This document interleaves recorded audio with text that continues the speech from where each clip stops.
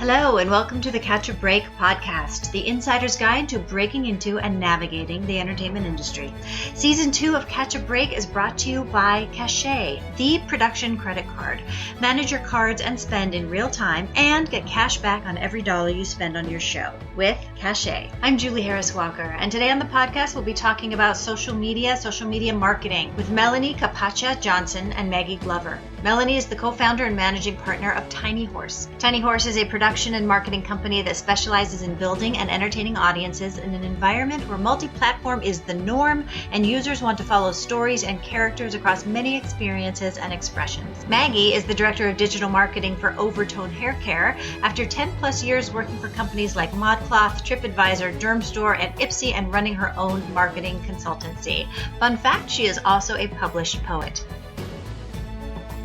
So I wanted to welcome Melanie Capacia Johnson. And you work at Tiny Horse. I do. Can you explain what's... Yes, we are a production and marketing company. We work and collaborate with a bunch of clients, networks, and studios to help amplify their reach and audience for their main tentpole shows or movies. On top of that, we also create and produce our own content. Now, what we'd like to ask everyone is, what was your first job in business and how to get it? My first job in the business was PAing for MTV Spring Break in San Diego. And I stumbled upon that because I was a student at San Diego State University, and during one of our lunch breaks or one of our breaks at school, we were going to Ocean Beach at the time where there was the spring break. And I saw somebody who was having difficulty wrapping a cable, and I asked him if he needed some help. And his boss saw me wrapping his cable and was like, "How do you know how to wrap a cable appropriately?" Because he was doing it over his arms. And so I showed him the proper technique, and his production coordinator saw me doing it and said, "How do you know that?" And I told him I was at film school over at San Diego State and just happened to stumble upon their stage and was just checking it out. And they're like, "Yeah, we're doing Spring Break for MTV." And so he asked me what I was doing for the rest of the week. So with that, I just canceled my whole week of class and started working for MTV. That's crazy. My junior year of college. And was that show bananas? It was very bananas, but even there you get a crash course because of the experience of just how to just do field work during that time. And I still finished school. I stayed in San Diego State for another year. And I would just get calls to freelance at times for MTV projects that were happening in Los Angeles. So I did take the commute from San Diego to Los Angeles and just really even if I had to leave 5 o'clock in the morning to get on set at 8 o'clock, I just, had this opportunity and wanted to make the best of it and learn as much as I can. All because you knew how to wrap cable. All because I knew how to wrap cable. I paid attention in class. I did. And, then you learn the call sheets and you learn who people are and how to then navigate around production. And that really was just a very huge eye opener for me, because you learn what you learn at school, but actually having that experience is just gratifying, but also a way for you to show yourself and show your work ethic for them to want to call you back to do other things. And after 2 or 3 projects with MTV, I was able to then become a coordinator. And then that helped elevate to other amazing, fun work that I was able to do at MTV and Viacom in general. And then you were in. And then I was in. Right after I left college, I called producers that I worked with as I was PAing. And they said, "Oh, well, we have Video Music Awards in Miami this year. Do you want to come to that?" And so that also then helped. Yes. Mm-hmm. I didn't even know which department. It was just... Doesn't matter. Yeah, it doesn't matter. Let's do this. And you just learn from there. And then you just navigate around the different departments. You get to then figure out what you're interested in and also know what you're good at. You figure out what your strengths and your weaknesses are. And even on your weaknesses, you learn from that. But then you hold on to your strengths, because that helps you then continue to get the jobs that people know that they can depend on you on. So. And now you're a marketing and social media expert.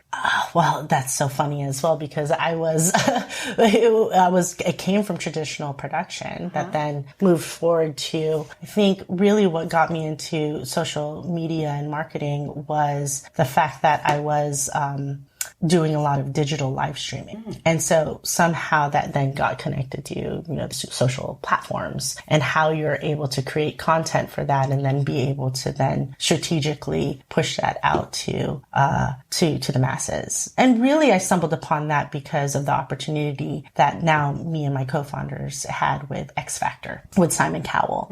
He was able to carve out the digital rights from Fox to be able to create a digital ecosystem around X Factor.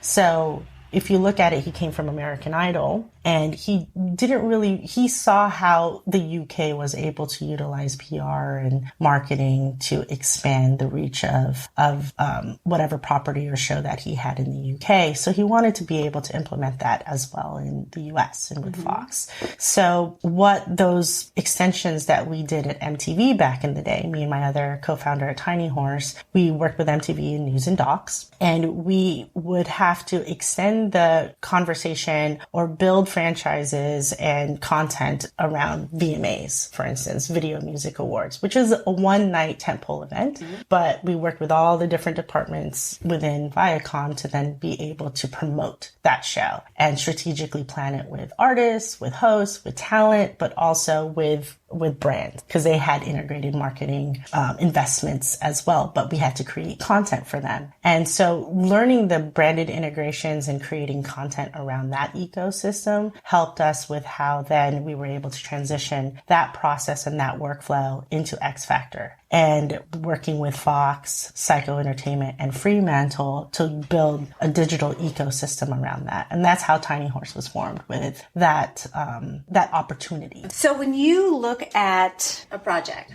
what are some of the things you think about at the beginning of how you're going to strategize around a product? Yeah, so our teams look at, if there's a script, we like to look at the script to then see what content that we can create out of that, the talent that is involved, and even the behind the scenes talent, or the ones that are not in camera, because you could have a talent like the showrunner or the director or whatnot that does have a voice and also has a reach that we can also tap into and build a strategy around. And it really is creating interstitial content that is fun and engaging. It's not really just a call to action and a normal marketing ploy with a polished either meme or a still or a promo. It is a very much, we create franchises around what that IP is. And then we build different campaigns around it. Can you dig into that, unpack that a little bit? What do you mean by a franchise?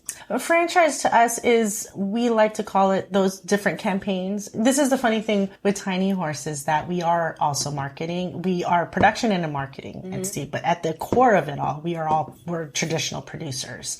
So we produce content to then be able to then create strategies. And it could be our nomenclature of how we talk, our vernacular within. And that is also set because it's a wild, wild west right now of how social marketing and content and branded integrations are being utilized, of making sure we utilize the same terms that the marketplace is saying. But is that changing all the time? It is. I feel it is. I feel there is a standard practice and what the old systems are used to, and especially, the traditional agencies that are out there. But because content is now a big part of digital extensions and branded content initiatives and integrations, people now in the audience just want it to be much more entertaining rather than it being in your face product placement, because the audience now mostly tune out. The younger generation, they'd rather it be more relatable to them rather than being told to buy this, watch this,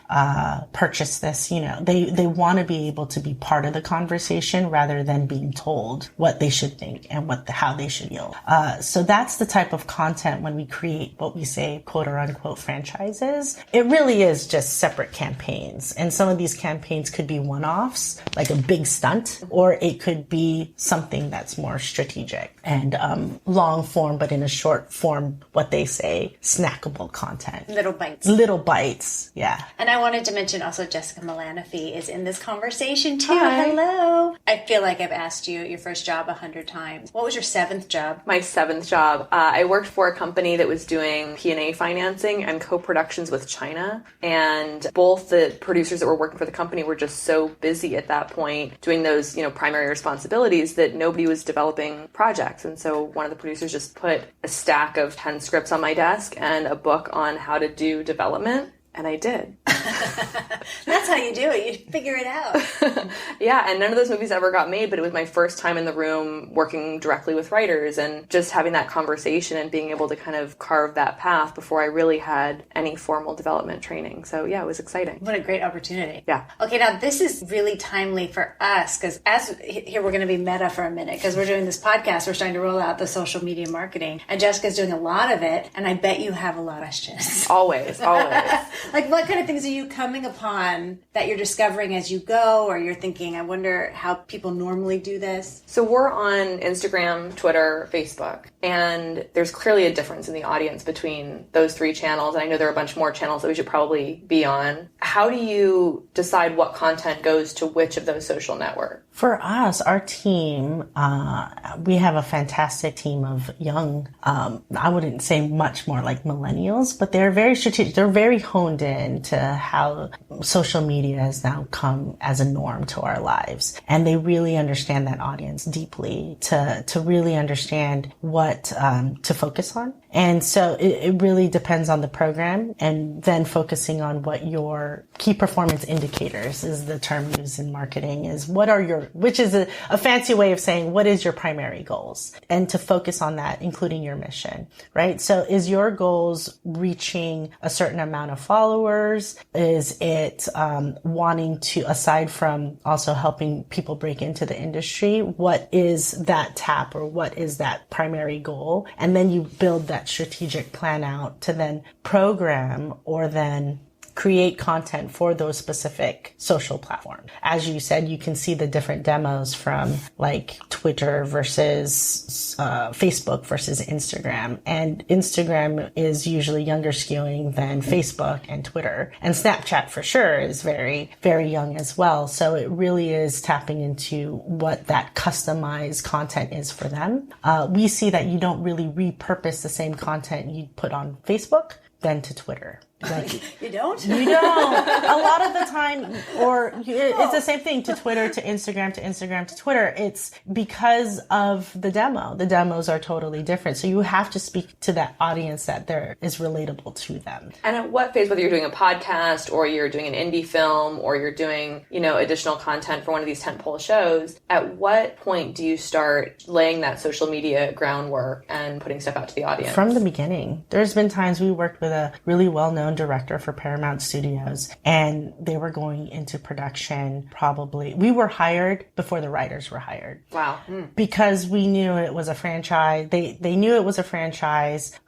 In those terms, it was the 4th film in this particular series. And with that, it was what is different, what is new to get them excited about this 4th film. And it was looking at the entire ecosystem. And so we were there when the writers started writing, and we would see what the writers were writing to then incorporate different content that we would create in social franchises or campaigns that would be relatable to then turnkey eyeballs back to the film when it's released. So in that instance, a lot of the shows, the movies that we work on, we start from the very beginning, and we work side by side with the directors, the showrunners, as well as the writers. And once talent starts coming in, then we start working with the talent, and then we orchestrate a plan of how to roll out other content that would be onto the platform. So that's something on a different scale that even an indie filmmaker can start thinking about. Correct. For their own movie. Mm-hmm. You utilize a lot of the times in the indie film or even film or television cycles, marketing is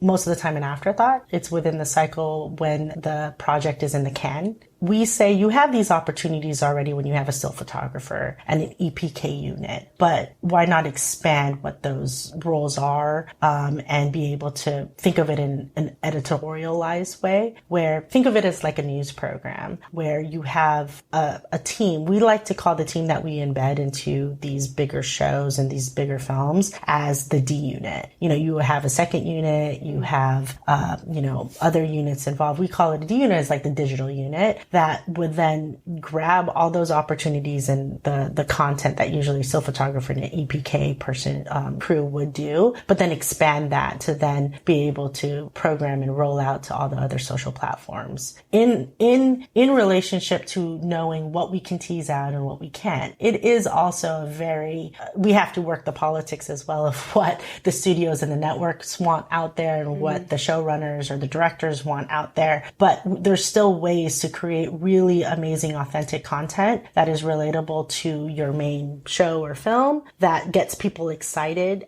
before the release of it. There is that balance that you can do without spoiling it. Now, what are all the pieces you need to think about gathering? Video? Is it pictures? Is it memes? What are all the elements? It's all. It really is. You start thinking of the little snackable micro content that you can create. You start, again, when I talk about programming, you start thinking of what could be cool for IGTV, what could be cool for Facebook Watch or the Facebook Live or the different products that Facebook has. A lot of production companies that we collaborate with, when they have content, they're just like, well, how do we utilize Facebook products for this IP? So we start thinking of content that they can do that is also fun, relatable, and engaging that they may not have thought about within their overall structure for their IP. So this means when you're doing talent deals and things like that, you're already thinking about making those agreements social media friendly, right? Correct. You're thinking also with trying to think of a show that we can share leading up to, let's say, The Four. So we worked with Fox and The Four and ITV very cohesively, and that was the music competition series that was on Fox with Diddy and Meghan Trainor and DJ Khaled. So we were able to talk to the studio, the production team, as well as the talent to be able to orchestrate a strategic social plan and rollout. And it also came to the light of creating hero packages for them because that wasn't really part of the show series, but we knew that was very important to the audience to understand who these contestants were, because you don't really see that in the show itself. You see the battle of the contestants, but you don't really get to know the contestants. So we had to create that content and those packages that then would live on social media. And then we would have to then create the buzz from that. And that was an orchestrated endeavor through the network and the talent and the contestants. And then from there, you pick up on who is engaging with that and you continuously engage them and you continuously build other content or other strategies to then make people want to continue to tune in, not just to the show itself, but be invested in the characters. Because at the end of the day, it's really still the content. No matter what platform you watch them on, what they're invested in is in the content itself. But you can see that they're watching you in different platforms. You may have one main distribution outlet, but now with social media, they're also following it in different platforms, right? And especially if you want a global reach, a lot of people who don't have access to those network channels are either watching it in OTT, VODs, video on demand, or they're going to YouTube. So then you also have to then clip and structurize and figure out a strategy on when it's on YouTube to then potentially also monetize off of that. So this is basically like you have your whole pre-production plan for filming. You also need a pre-production plan for your social media from the start. Correct. That's what we see. That's what we collaborate with our clients and our co-productions that we work with to start from the get-go. To not see it as a marketing afterthought, but to know that it is something that they should think of in the front. Now, if you're an indie filmmaker, is this something you can do on your own? You need to hire a professional to help you? You can definitely do it on your own. And it is working within a toolkit, but it is time consuming. Mm-hmm. That's the thing. With filmmakers, you're concentrating on your film. There's so much creativity and so much time you have to put into that.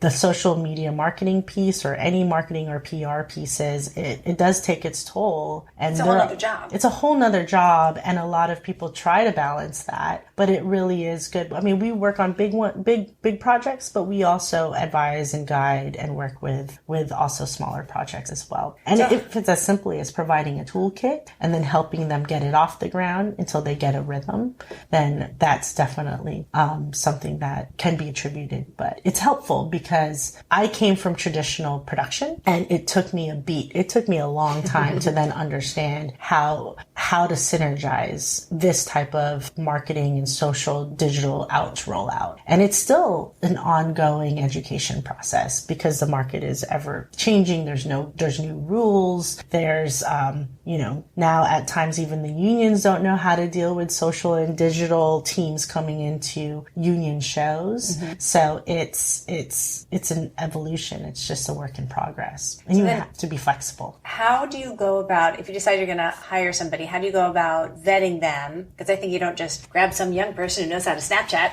And then what would you expect it to cost? Like if you're a teeny indie film? If you are... The first question, if you want to get into social media or creating that content, what we look for really is somebody who is not just marketing knowledgeable, but also has the work ethic in working in productions, which is, I see it as totally two different spheres, right? Yeah. Because production, when you're in production, the work ethic there is totally completely different. Long hours. It's not just being on, if you're going to be doing marketing, it's not just sitting in your computer and making really quippy log lines and then posting really cool memes and creating really cool promos and art fixtures or anything like that. It really is producing. Like what we teach our people is how to also produce, how to navigate a production set, how to work with talent. And it's a different skill set than if you were a marketer who is getting the content from production and then utilizing media buys and then pushing it out. Because you're storytelling. It's different. Yes, yeah. Exactly. It's pretty much storytelling. And we train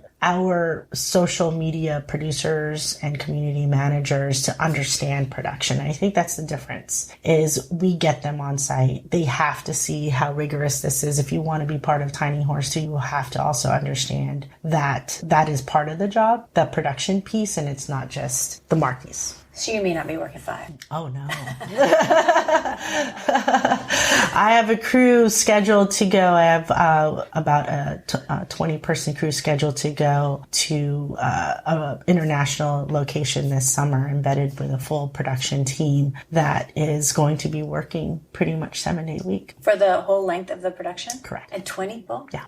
Well, now in this fair, you have to also include, it's not just the platforms, it's also including content created for apps. For we also support the network PR teams, their marketing teams, their ad sales teams. So, and whatever is needed for the production marketing too. So you really need a whole separate budget for this. Mm-hmm.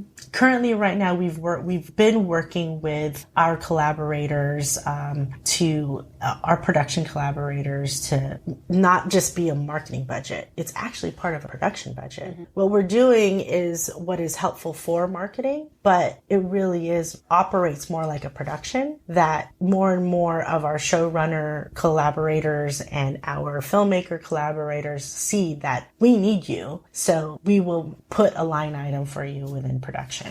And my background came from line producing for a very long time over at Viacom. So seeing how that operates and seeing we can find efficiencies here where usually this line item and that line item and that line item did these functions to get what you need on social media reach and marketing. And we can combine all that and create this separate production unit to give you that and also make the network and the studios happy with the marketing obligations that they have to. Talk a little bit about your toolkit. Mm-hmm. Is it kind of like a checklist of here's all the things you need to think about? It is.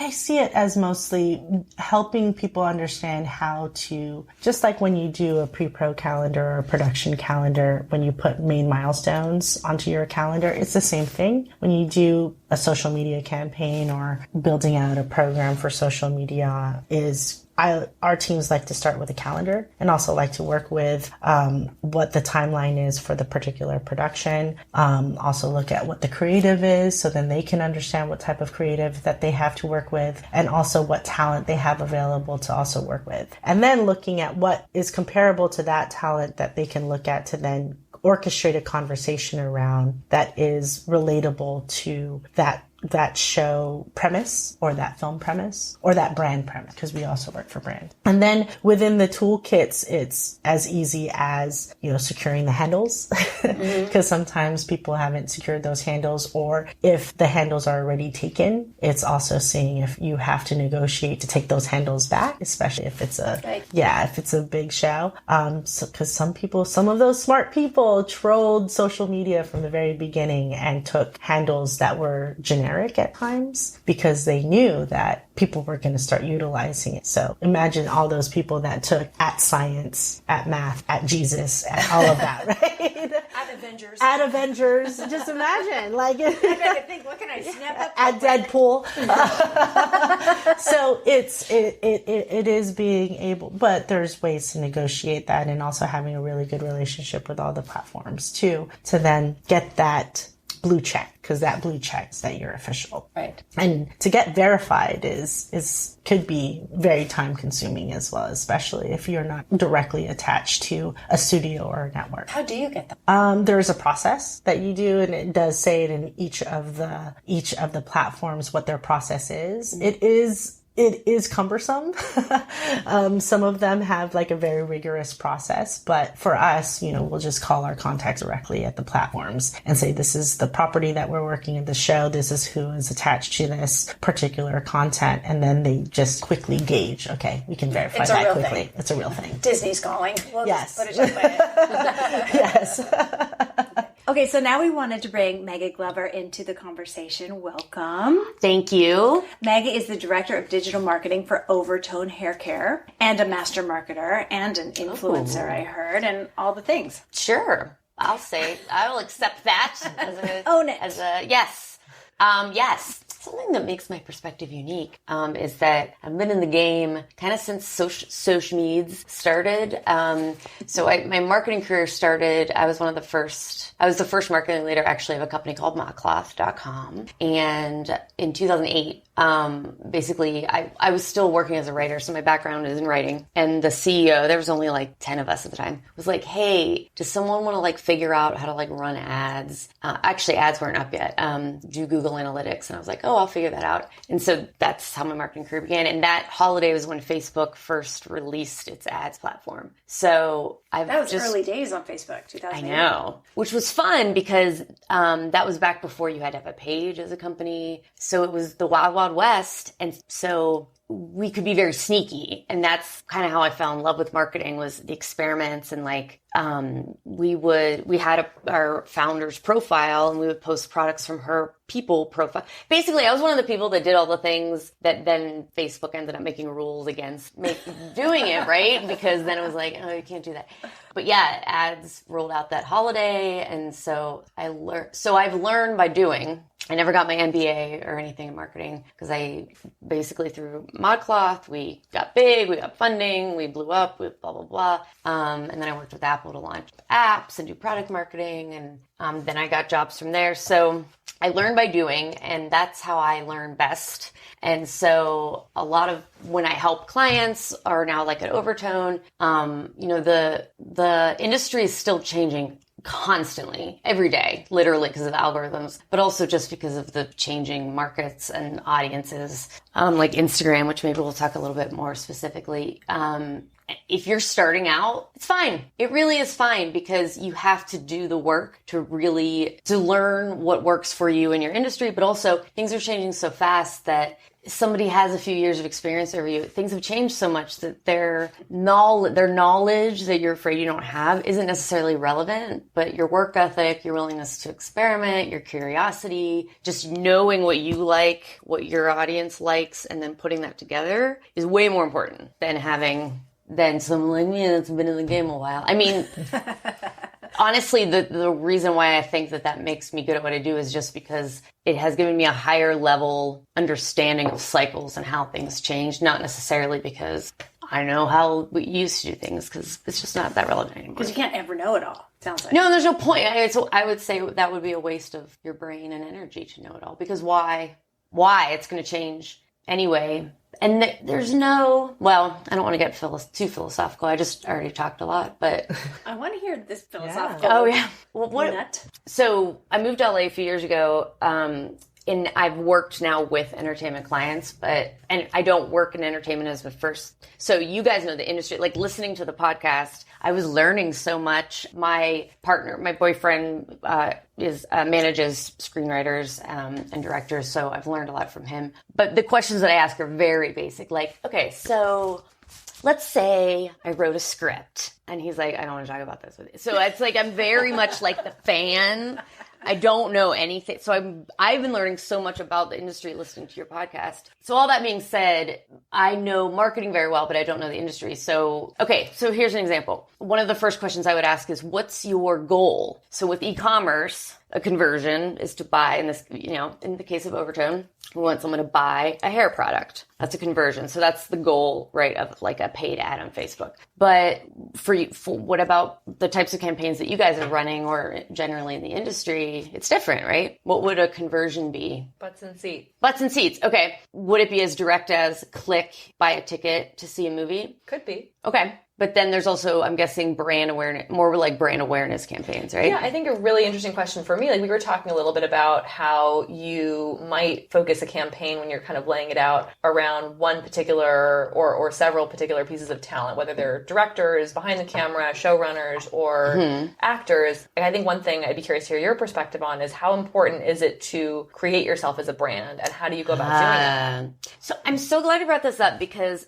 I know that nowadays, I've heard on the streets that actors or even writers are feeling pressure from their agents or from the powers that be to have a bunch of followers to even get cast and that kind of stuff, which I think is really interesting. And I'm just going to say it. It's actually like wrong. It's a wrong way to look at social media. It's an outdated way to look at social media. Pure numbers, I mean. So telling an actor that person has to have 1 million followers to have a successful career, I get why, but it's vanity metrics and they don't actually matter anymore. In the same way that influencer marketing has changed a lot, the same reason that doesn't make sense anymore is the same reason why that wouldn't make sense. Because and first of all, because you can buy followers, which isn't always bad, actually. And I'll talk more about that. I'm not completely 100% against paying for a presence, but if you're buying followers, are those real at all? Or they can be. There are services now that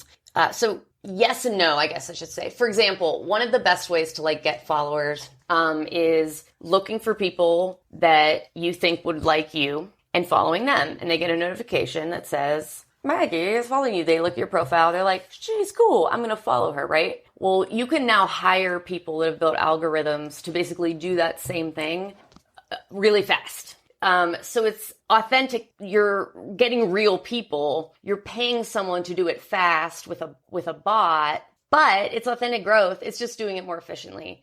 I think that makes sense. You know, I'm not saying that that's all you have to do and then that's sit back. I mean, you have to keep them. You have to have the content that engages them, blah, blah, blah. But so there's stuff like that. Also, if you're starting out and you want to appear legitimate really quickly, I have recommended to people, you know what, buy 1,000 followers just to get yourself on the board. Yeah, what's the number to get you legit? Kind of stuff. Well, it depends on what we're talking about. And and where this started was the size doesn't matter. So 1 million size doesn't matter. Quote me on that. Size does not matter. That'll be should that be the tweet or the Snapchat? Yeah. It is quality. And so what I mean is it's more important. And this is when I'm working with companies and like influencer marketing. It used to be true back in the day that I was talking about where if there was somebody that had 1 million followers, it is true that if they posted a product, somebody would buy it. That used to be true. The whole like, well, there's 1 million people, someone's going to buy it, right? That was true. It's not true anymore at all. Somebody can have 50 million followers and they can and you can pay them exorbitant amount of money to post your yoga mat and nobody will buy it. Yeah, Kim, and I am actually pro Kardashian, which we can talk about a little bit more. I feel as though they are, I'm not saying that that's like how I would choose it, but they are like stars of capitalism in a way that men have been using women to be successful in capitalism. They're wildly successful. And the backlash, yes. And then I get angry because I'm like, now I have to talk about why the Kardashians are good. And then I get upset. But anyway, and they also, I think, pitch products that are appropriate to their audience. But the point is, it's better to have 10,000 followers. Work with someone that's 10,000 followers that are genuine people that listen, that really want to know, and actually purchase what they pitch. That is way more important. So, coming back to this industry, the pressure to have a billion followers doesn't make any sense. What makes more sense, I think, is pressure to have an impact on the specific audience of the movie that you're trying to get casted. From what I can gather from that, and to expand upon that, is I believe that's where engagement comes into the mix, right? Mm-hmm. It's not just how much following a particular account has when it comes to talent. Yep. It really is about engagement. We also see because you can get paid, you can use paid media, but really what we find very much more important is earned. And we focus a lot on organic strategy, but we know how to hybrid and utilize also paid. I mean, we do have our paid media team, but what I like to curate our teams that are embedded into particular productions is also knowing who they are personality wise, because I'm not going to put one of our social media producers who is just a super sports and video game person onto like Dancing with the Stars, because we know then, the person who has the voice of that particular project is who we'll put into that mix. And then I'll say for like the NBA video games or all that other stuff with the proper team to be able to put there, because we want them to be excited about what the property that they're working on, because what they're doing is engaging other fans, right? So if they're excited so that gets them all their creative juices running and also understanding all the other marketing bits, but they're producing content as well. So produce something that you're passionate about too. Right? So they can also take the next step. Like it's that, I know, right? Yeah, Factor, exactly. They know what you're talking about. They know what you're talking about. It's all really about engagement. It really is. So you can use the content that the person's posting as really a testing ground for how they would do in a certain project. Or in a certain, that's very smart. Well, for the shows too, when you go back to how you start, for us, what we do is we want to know who the demo is. And going back to what you're saying, what your goals are, marketing terminology, I was telling them that they utilize KPIs, right? What's your key performance indicators? Yes. And things. And it technically really what's your goal? Yep. So if it's butts and seats, is it a revenue stream of selling this much merchandise at a particular quarter or end of quarter? And then you work backwards from that to then build out those campaigns. And that is, I would say, probably one of the biggest mistakes I think people make is they don't know what their goals are. And that's also, I think, how vanity metrics end up becoming a thing. People just say, more followers. You have to, and it sounds so easy, what's your goal? But when you really think about it, and you have to get really specific about it too, that determines so much of your strategy and also how to use social media. You have to figure out what your own goals are and how you're going to measure them. I would even say set a quantitative goal too, even if it's, not, if it's a total estimate, if you're not really sure, it still will give you some indication of if your efforts are working, but also it'll be a check for yourself that you're doing the right things to get to the right goal. It's very easy to get it to see shiny objects or see what other people are doing that look cute. For me anyway. I mean, I get distracted all the time. This is also, I think, why I like marketing, because I am a victim to marketing. I impulse buy all the time. I get distracted. Yeah, when I see it on Facebook 10 times, okay, I'm buying the shoes. Fine. Yes. That's actually a really interesting metric too, is I forget what it used to be, but now the average, I think it's 7 contact points before somebody will actually convert and purchase a product. So it used to be like 2, but now it takes like 7. Wow. So people aren't, it's noise. People are blocking things out now. You have to get past that. Retargeting that's why, retargeting is a kind of a thing. We follow you around the internet to make you buy it, but it takes a lot longer now to get someone to convert because there's just there's so many media messages and ads you're being exposed to every day. But to get back to it is maybe none of that matters to you because your goal is something else. Mm-hmm. So maybe you see somebody doing something cute and you're like, I want to do that. But maybe that's not relevant to what you want either. So that can be a big stress buster too when you realize, oh, wait, I don't need to do that. We're not even trying to do that. We're doing this other thing over here. We're doing fine. Does that make sense? Mm-hmm. Totally. So if you're a filmmaker and you're starting out or an actor or you're starting out, yep. How do you get people to engage and comment and interact with you rather than just click like? Obviously it's very different for a different person or a different brand, but what are some of the things that kind of create passive interactions versus... Well, let me ask you, what is your goal as a filmmaker on social? I don't know. I haven't thought about it. Yeah. Step 1. Yes. Step 1 that it really typically is the hardest is people understanding what their goals are. I would guess it might be to gain a reputation, to elevate, reputation or brand or your name, get your name out there. My guess is your target audience is actually, if someone Googles your name, good stuff comes up. That's a goal, right? Yeah. Or like having a presence online that shows that you're legitimate, something like that. In which case, engagement from the masses isn't actually that important. It's different than somebody that's trying to sell products, or after you make a movie and you're trying to sell the movie product, that'll be different. But right now, if really your audience is, once again, I don't know this industry as well, but like I said, my boyfriend's a manager, right? So if he's trying to convince a client to hire him, a goal for his online presence would be to show all of his other cool, awesome clients and make people want to work with him. So like name recognition, legitimacy. Yeah. So that's expertise. The conversion. Right. So for him, maybe similar to you, it's more about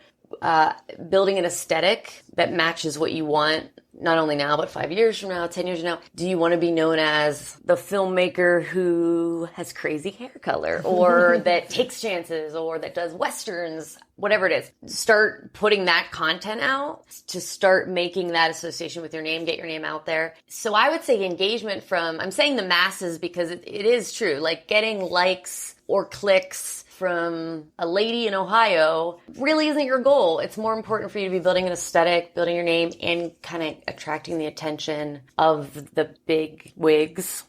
Or just having content so that when the time comes and they Google you or look you up, all of that's already there. Setting a tone for your brand. Yes. Yeah. And from setting your tone from your brand, then also knowing what target you want to, what demo you want to target. And then you curate your content for them. Yeah. So for example, you're controlling the conversation. I was at Blumhouse for 5 years doing horror movies, and the whole Blumhouse aesthetic was really lean and mean. We're all in the trenches together. We're making low budget movies. So I could either lean into the horror piece of it and really try to tap into that really strong horror community, or go the indie production, here's what it looks like to be on set, and kind of, choose one of those, just by example, to kind of try and engage with either or both audiences. Well, what do you want your voice to be? That's what I would say. I would say it doesn't matter what their aesthetic was if you're coming away from that. What do you want to be? I don't want to make this all about me. I'm just using this by example. I would use an example of if you're creating something where you're now moving forward towards creating content that is XYZ, let's say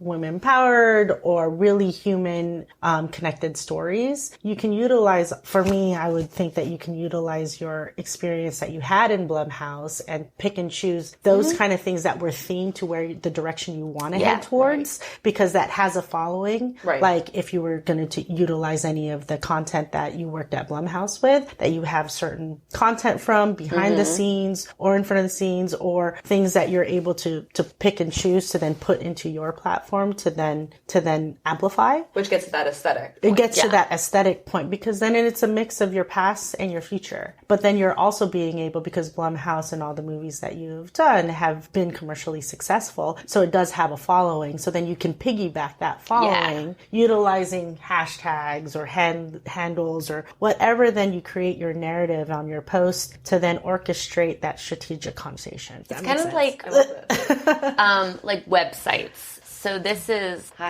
I'm taking pictures of us during the podcast. We always for forget the to do social this. media marketing. let me just act casual.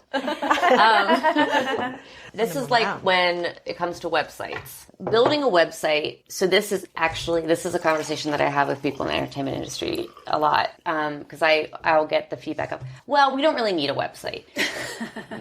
But you do, but here's why. Of course you don't need one in the way that somebody that's selling shoes needs a Shopify site or something, right? But so one of the most common mistakes of people that do want a website is they think that a website is like an encyclopedia of your business, and every piece of information has to be on the website. Every question a customer may ask, every ingredient, every detail. But that's not what a website is. It's actually your most powerful marketing tool. It's product marketing. It's your chance to control the conversation about your business, your product, your reputation. And that's what your social channels can be. I would still tell you to have your own website as well, but social should be that way. To quote Don Draper, of course, I love Mad Men, of course.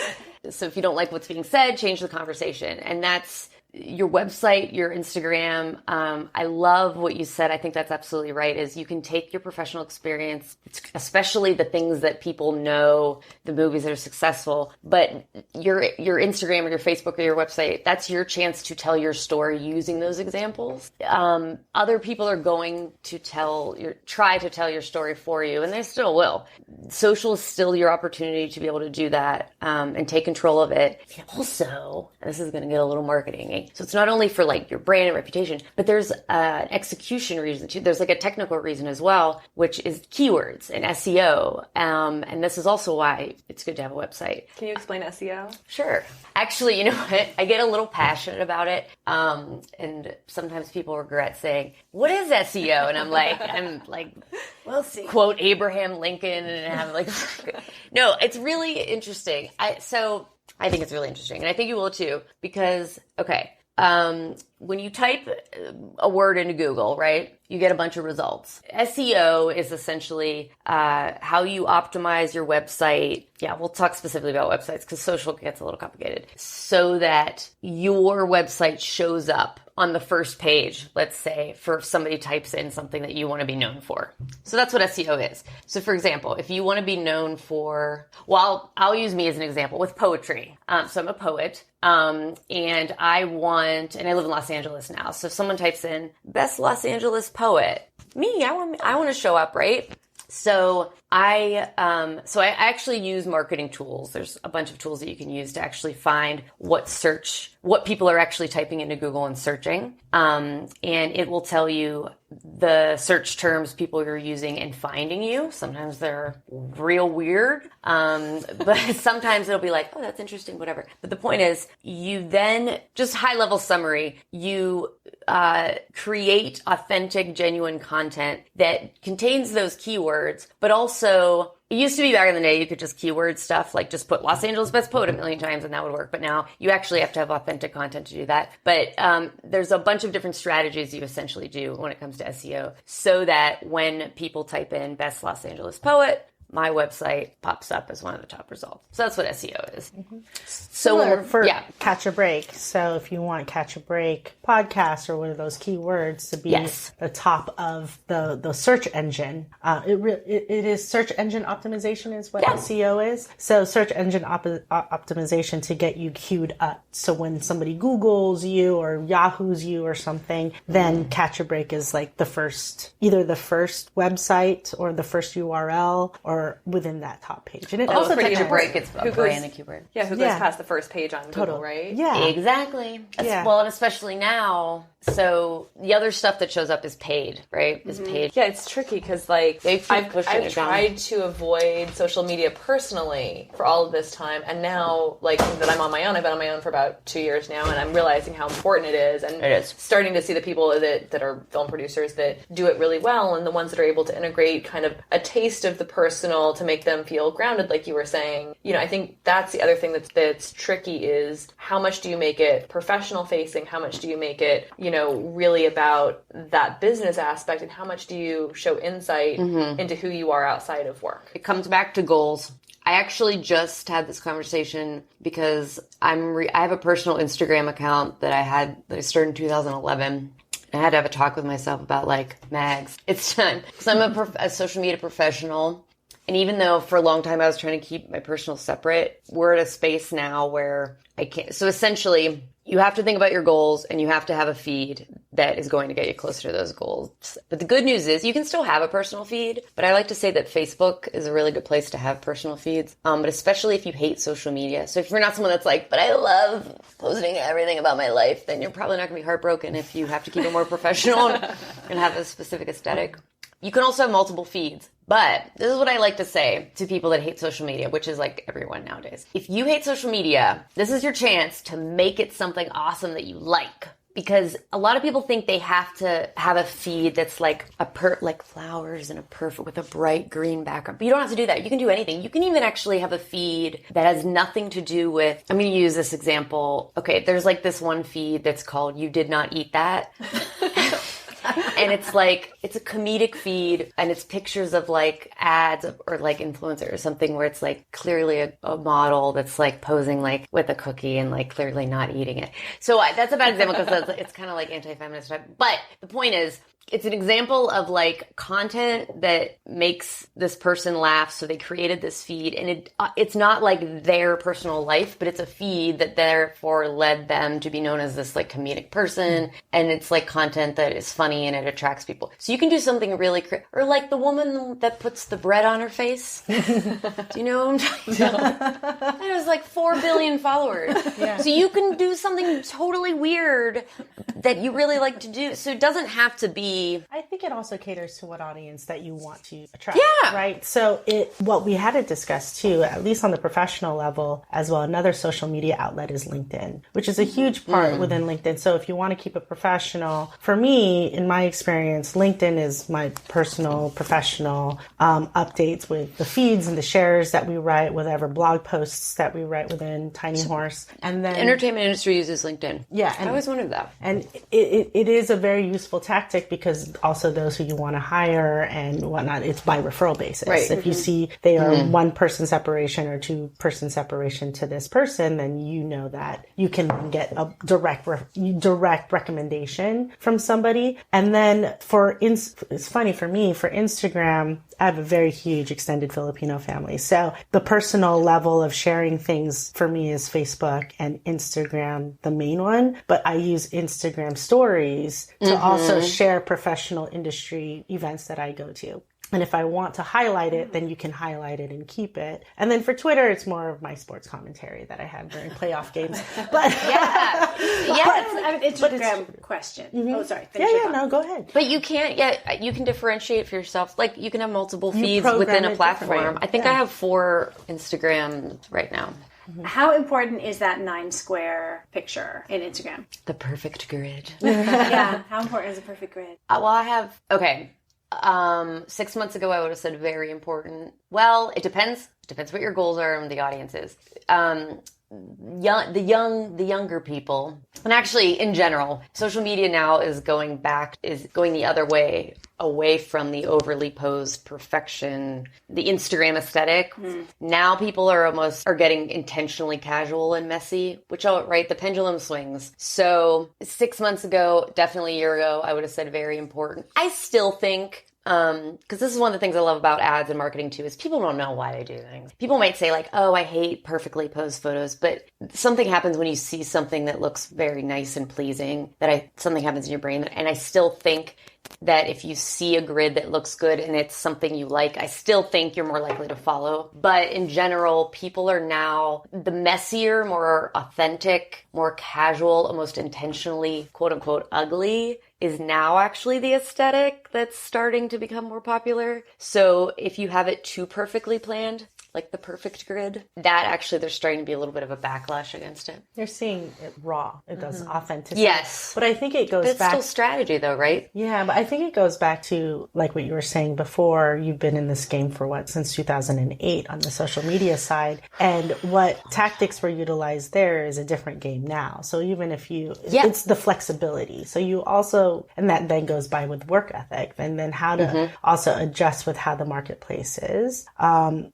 for us, we would just cover all aspects, right? So you have portrait style, vertical style. It also depends on what the specs are for your particular client in the campaign and how and what avenue they want to then showcase it in what platform. Are there resources, like as I'm trying to educate myself on all of these different channels, like short of just who I'm following and consuming all of that organically, are there specific resources that talk about social media theory or anything like that you guys follow that keep you kind of up on these trends? Yes, lots. Do you mean specifically for the entertainment industry? Just in general, like even, we haven't talked about hashtags yet, but how do you program the right hashtags and how do you pick and choose how many even, or, where are you putting your, like basic stuff for somebody who's starting out? How do you educate yourself? And then how do you stay on top of some of these trends that we're talking about? There's some white papers that we've seen that come through Ad Age, that come through like Simply Measured,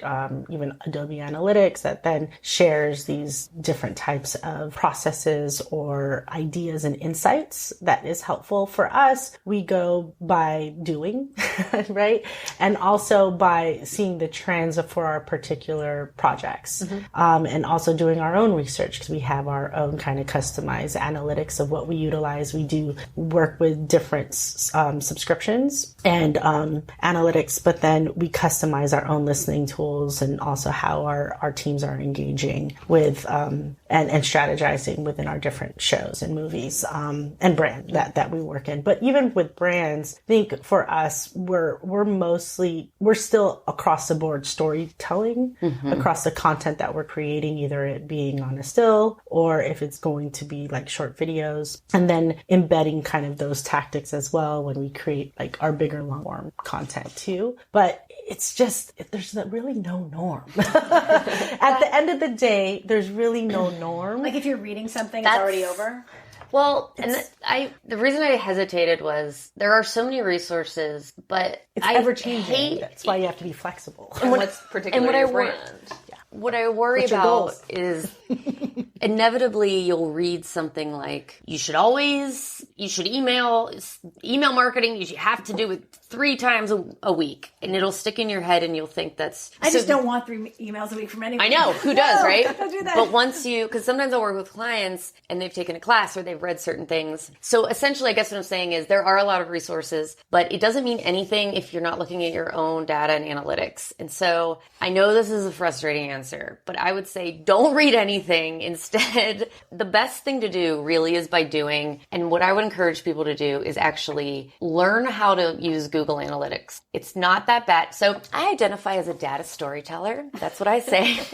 But really, analytics is really intimidating. People think like, I don't know, I'm not a numbers person or something. But like, I'm a poet. I'm not really supposed to be doing what I do either. Until I realized really what data and analytics is you're looking at behavior. It's like, I call it like being like Sherlock Holmes. You're looking at all this stuff and you're finding trends and you're like, wait, why is that happening? And then you're putting together, you're finding the narrative of your own users and you're finding that story and then you're figuring out what to do with it. It's really fun. I swear to God, it's fun. I would say to go into Google Analytics. It's a free tool. You can install it, or go into Instagram Insights. Facebook and like, it's going to be a little hard. Get a little coffee.